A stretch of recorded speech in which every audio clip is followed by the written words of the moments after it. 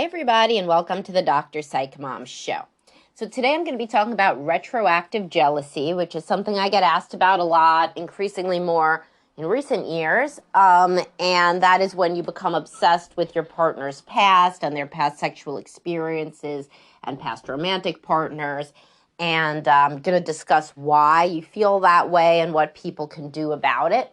Right after I tell you to subscribe. Most recent subscriber episode is: should high libido wives withhold sex to make their husbands more romantic? And the one coming up soon is sex positive versus high libido. What are the differences and what should you be looking for? All right, so in terms of retroactive jealousy, there are some people who are much, much more likely to become retroactively jealous than other people. So obviously, if you do not feel that you have had enough partners and you are upset about your own life and your own lack of partners, and you feel that you are a late bloomer, which I discuss in many posts and podcasts, and you waited too long to have sex, and maybe you were raised religious, or you had low self-esteem and you just could not find people to have sex with, or you were scared about having sex because you had been taught that it was bad, or maybe you were so anxious that you would lose the girlfriend or the boyfriend that you were with that, you just married that first person because you didn't think, that you could find anybody else. Even if you love them, you could still kind of be upset that you didn't have more experience. And so if you actually wish that you had had more experience, then it is easy to become obsessed with the fact that your partner did, especially if you tend toward OCD. Now, all of this is somebody who tends to be anxious. Obviously, preoccupied attachment is the anxious attachment one. But beyond that, somebody who struggles with diagnosable anxiety. And retroactive jealousy can be a form of OCD. There's something called relationship OCD, when you wonder if this is the right relationship for you all the time. And retroactive jealousy with intrusive thoughts about stuff that your partner has done in the past, whether they're comparing you to those people, whether they're really happy, why, if they're doing exactly the same thing with you as with them, how you could find out, even to the point of sometimes going through their emails and trying to find stuff that they did with other people that they're not telling you about. All this stuff obviously is going to happen more with somebody who already tends toward OCD.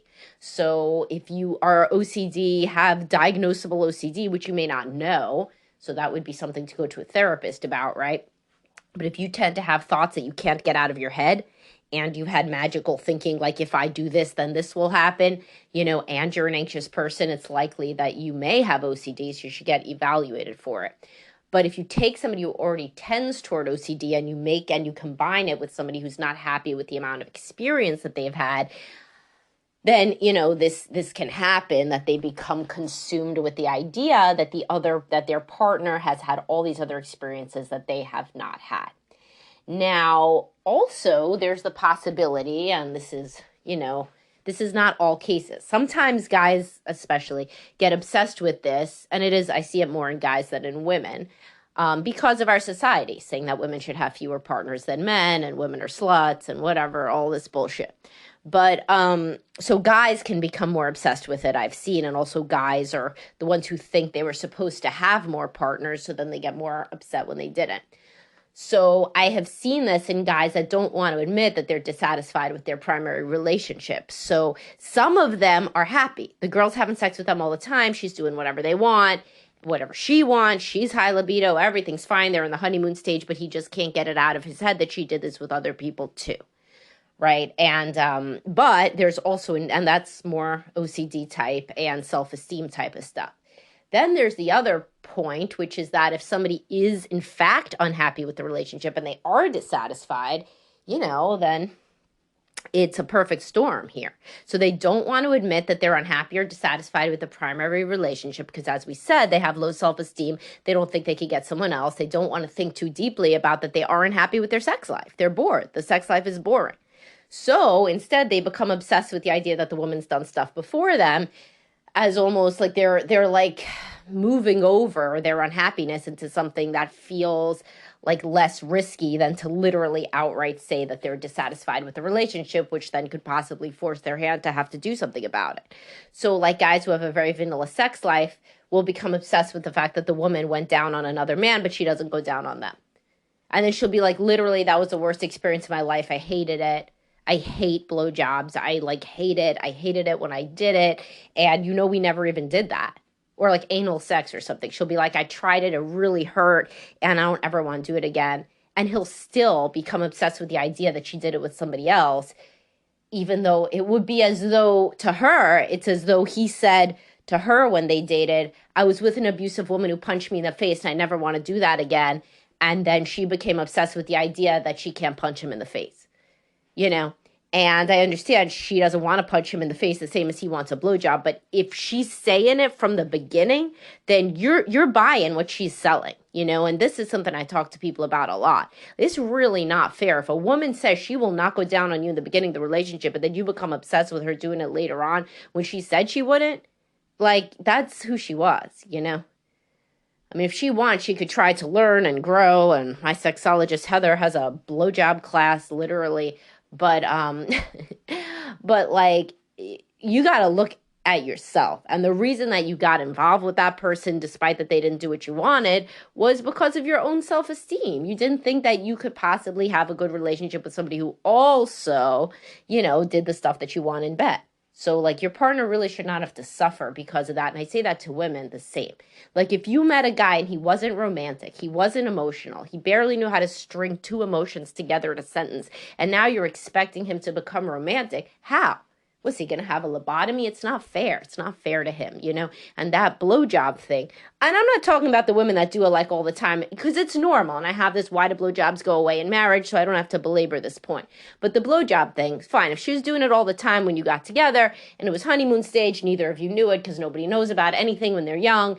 And then she stopped liking it because she's, her inhibitions went up, her hormones went down, no more honeymoon stage. Then yeah, sure, you're within your rights to say every so often I would like a blowjob still. And either you get it or you don't. You can go to couples counseling. Usually, honestly, women would rather go down on you than have me tell them to go down on you over and over. So, which is not, I mean, obviously, I'm making a joke. That's not what therapy is. But, like, if you're sitting there in therapy and, like, we have to talk about it, and I'm like, so why don't you want to do it? And how can we make it better? And blah, blah, blah, blah, blah. Yeah, a lot of times they'll just do it. They're like, this shit is so, like, annoying, like, fine. Like, I'd rather go down on him than have a goddamn conversation about it. But the point is that there are guys who become obsessed with stuff that she did with another guy that she hated. Like, literally, she hated it.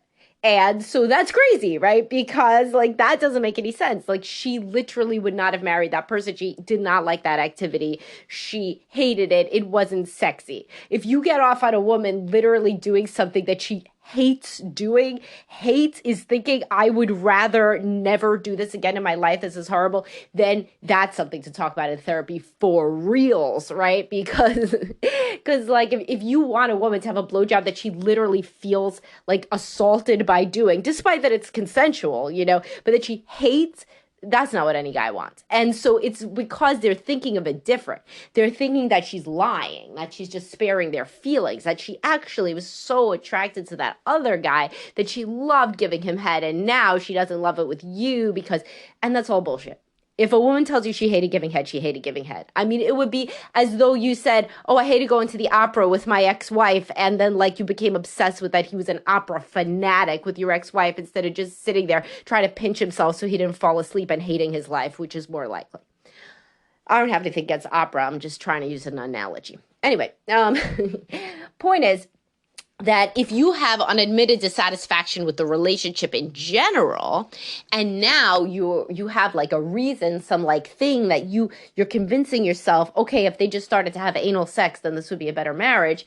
No, it wouldn't. There's like other shit going on. You were maybe a different person when you got with them. You had lower self-esteem, and now you have higher self-esteem, and you just can't be with them anymore. And you don't want to tell yourself that. or you would really have to work on the relationship to kind of make it into something that you would like, but you would rather it be all about anal sex. Wouldn't that be convenient, But it isn't. It's never all. I have so many podcasts that say sex is not just about sex, because it's not. All right. And then another reason is that your partner actually does use the X against you. Like, this is not usual, but this is more in relationships between two fearful, avoidant people. In that situation, there's a lot of conflictual, volatile fighting, and the spouse will say something like, oh, well, it was better with Joe than it was with you. Well, in that case, of course you're going to become obsessed with Joe.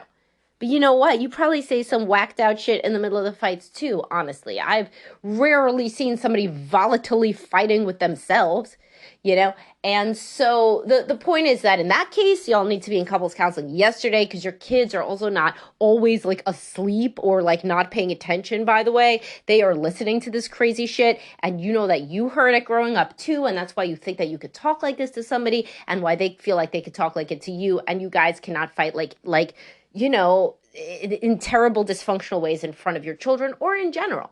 So you should probably get into couples counseling and deal with that. And remember, she treated Joe like shit too, just like Joe treated her like shit, just like the two of you treat each other like shit. And that's what that is. Of course, there is yet another corollary, because human beings are complex, where it's like you ask her over and over and over and over, did you like it better with Joe? Did you like it better with Joe? Did you like it better with Joe? Is there anything you like better with Joe? Did you think Joe was in any way better than me? Is Joe taller than me? Does he have a bigger dick than me? Blah, blah, blah, blah. And finally she's like, yeah, he had a bigger dick. I don't really care, but he did. He had a bigger dick, right? And then you become obsessed with that, right? That's not her fault. Like, stop like making shit like terrible and then blaming her for finally capitulating to browbeating. And I have seen that happen. So it's almost as though the person acts the same as though it was unfaithful, as the same sort of tone as I've seen when people have partners who cheat and they become obsessed with knowing every detail about it, except they literally didn't cheat. It was just a prior relationship. That's all. They're allowed to have a prior relationship. And so if you find yourself somebody that does that becomes obsessed with this, and the partner hasn't done anything wrong, and she does do the same stuff, and she hasn't said anything about Joe being the love of her life, then you need to be in therapy. Now, why would you be a person like this? Because why did I tell you would have preoccupied or fearful avoidant attachment? Because you never got the attention growing up. And in the case of fearful avoidant, you got abused or neglected or some chaotic, difficult situation that was very, very stressful to you as a developing child. So you never really learned to trust. And with preoccupied attachment, you had some warmth and love from a caregiver, but it was not on your schedule. You never could really trust it. You never knew when it would be there or not. And so you became obsessed and hyper-vigilant about always making sure you know exactly where your loved one is and exactly what they're thinking, and you try to over-control them, and you're jealous so that in theory you can keep them with you and control the situation so that they don't leave you. Right? And so that isn't stuff that your partner can fix. We're not in the realm of couples counseling, even though preoccupied attachment people, they love couples counseling because they want to do everything with their partner because they're obsessed with their partner. But it's individual therapy. You can be away from your partner for 45 minutes a week. It will improve your marriage, And you want to think about, are you literally poisoning the well and obsessing about something in a way that the relationship can't come back from, And I'm talking about a situation where the person's not throwing anything in your face. They did not have some sort of dramatic change of things that they... Like, if somebody says to you, yeah, I really like going down on Joe, but I don't like going down on you. Well, yeah, like, that's a nasty thing to say, right? And you would have to figure out why. Maybe it's something you eat. But, maybe it's you have bad hygiene. Maybe it's something fixable, But maybe it's just that they suck and you suck. And if they suck, you suck. Like, that's should be literally what I make a podcast about. If your partner sucks, you suck too. Like, you just suck in complementary ways, which the formal way to say that is interlocking pathologies. But the informal way is if they suck, you suck. And so you have to figure out what you're doing that is making them say shit like that. It doesn't come out of nowhere. Nobody just walks in through the door. They're like, hey, hon, what's for dinner? And I really like sucking Joe's dick a lot better than yours. No, that doesn't happen. Things happen. They're not in a vacuum. There's crazy fights. And if you know it, if this speaks to you. So anyway, that's retroactive jealousy. And if you also tend toward OCD in other areas and become obsessed with other things, become obsessed, like the Nostalgia for Your Prime podcast, if you become obsessed with your past and how things were and how things will never be the same again, this is shit that you have to work on. You're tend toward OCD genetically, probably.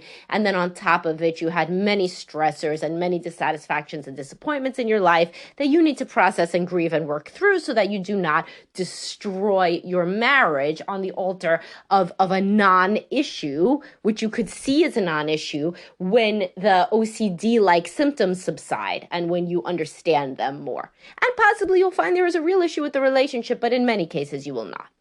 All right, I hope you guys found this interesting, and I will talk to y'all soon. Have a great day.